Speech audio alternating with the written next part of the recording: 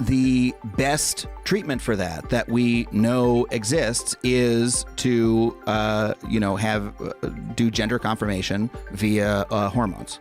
And you know that doesn't affect the suicide rate. The suicide rate for trans people is very high, post-op and pre-op. It really doesn't get affected by whether or not you treat them. Well, the operation, the question can be, is why is that? Is that because they're not accepted by society and we're not more loving?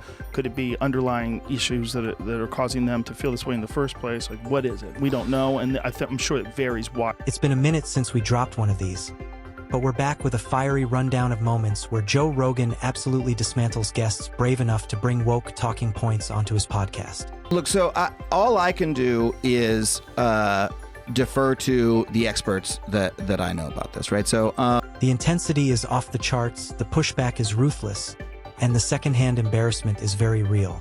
So hit subscribe, turn on notifications, and brace yourself as we dive straight into the chaos. First up on the hot seat, actor and writer Adam Conover. Choosing to add hormones to a child's body, that's a choice. It's a choice blockers. it's a choice on the part of the parent.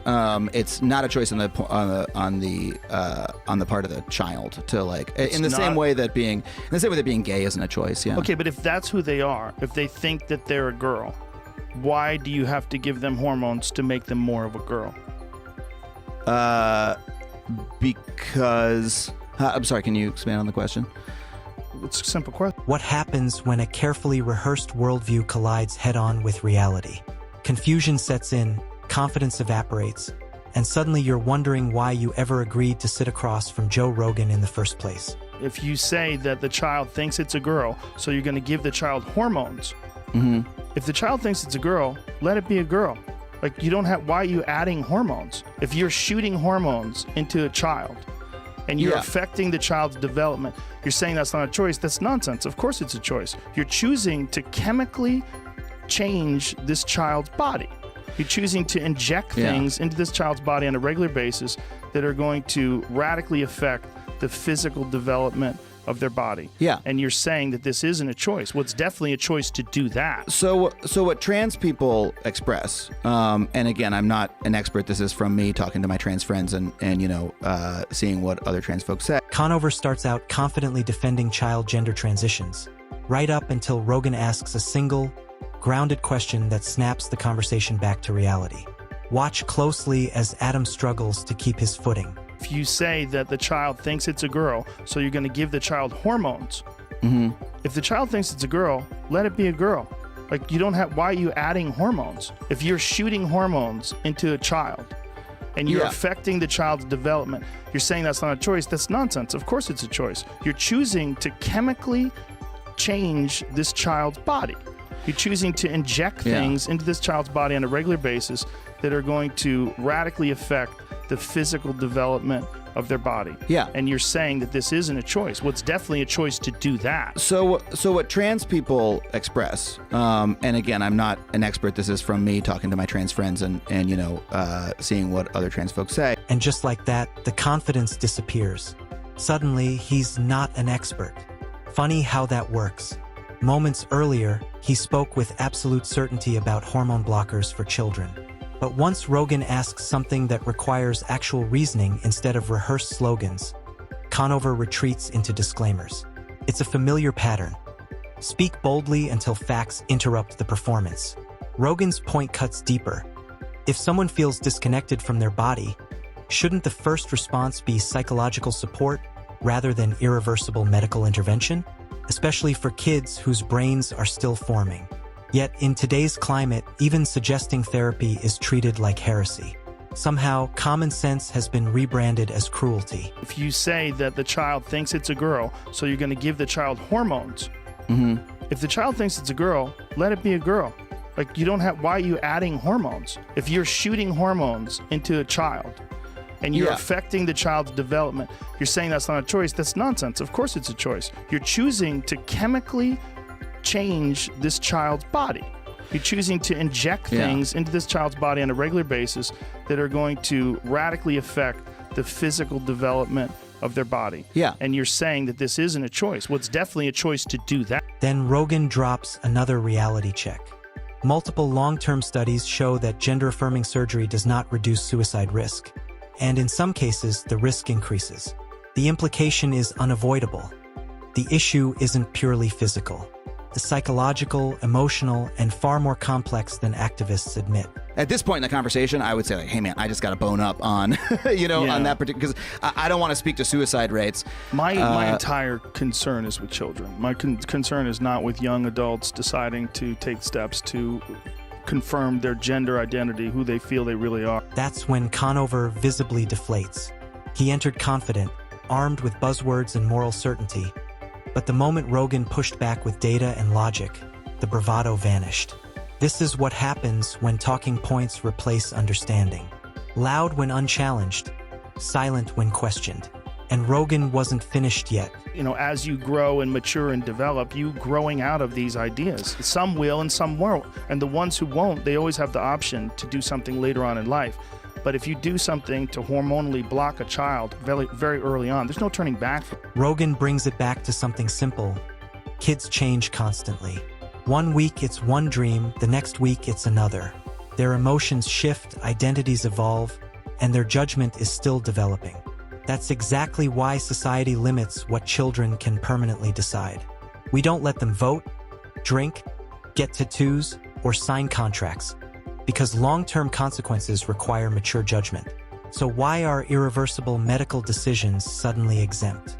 Protecting kids means guiding them through confusion, not locking it in permanently. After this point lands, Conover quickly pivots to a new topic. It's a good question. I think we're really going to go through like a cultural change on how we think about that, and it's morphing so quickly, you know what I mean? Mm-hmm. I'm very much, because I am of this opinion that there is no such thing as like perfect fairness, and when we make those distinctions, we're always choosing who to allow. Mm-hmm. And because I think we should choose to allow like trans people to participate in society. This is where a familiar pattern emerges. Woke activists rarely give direct answers. Instead, they flood the conversation with academic jargon and vague emotional language, hoping complexity will substitute for clarity. Conover does exactly that, turning a straightforward question into a fog of buzzwords, only to arrive at the same preloaded conclusion about trans participation in sports. When arguments require that much verbal camouflage, it raises an obvious question. What are they trying to hide? There's a reason why we make the distinction to have male athletics versus female athletics.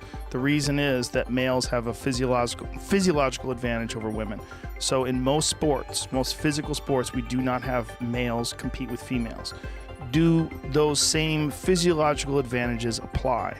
And what is the evidence? Well, the evidence in competition seems to be that it shows that it does apply, particularly in weightlifting, rugby, mountain biking, power heavy sports that favor larger people, stronger bodies.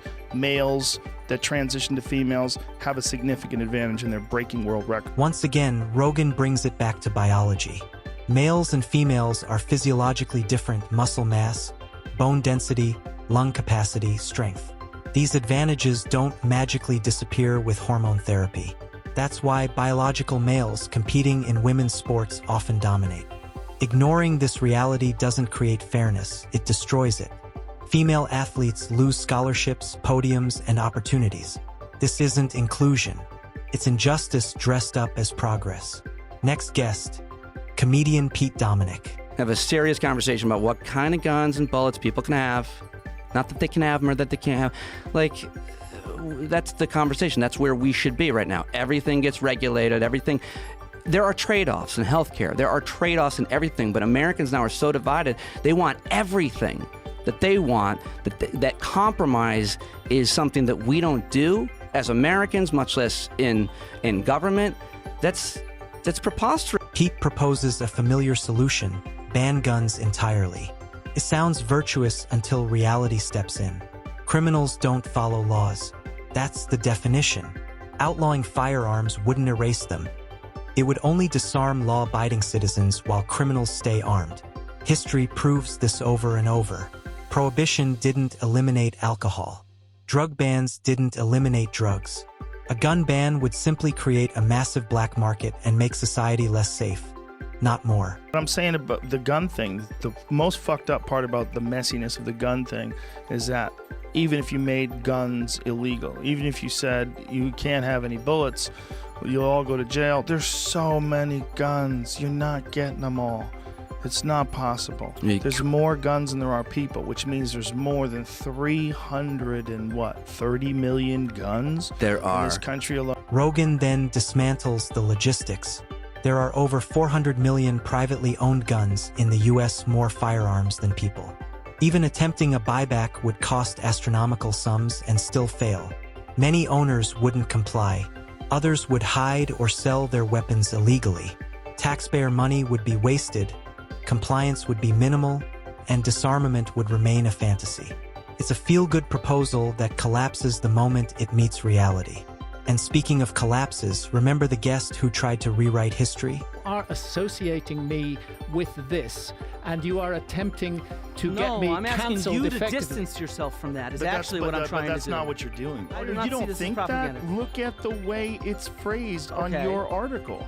This sort of race science is outdated and long since debunked, especially given the strong links between Atlantis and Aryans proposed by several Nazi archaeologists. That's like a part of the headline. You want me to show you some tweets I've gotten from people that are fans of Graham Hancock no, and think that... Listen, stop. Don't do that. They're not connected to him. They're just human. Flint Dibble once accused Graham Hancock of promoting white supremacist ideas, effectively leading a cancellation campaign. Later, he denied ever making the claim until Rogan pulled up the footage. No spin, no interpretation, just undeniable proof. Suddenly, the moral certainty turned into backpedaling. That's the problem with cancel culture crusaders. They throw accusations freely, then deny them when accountability arrives. Rogan made sure the truth stood front and center. And with that, we wrap up today's video.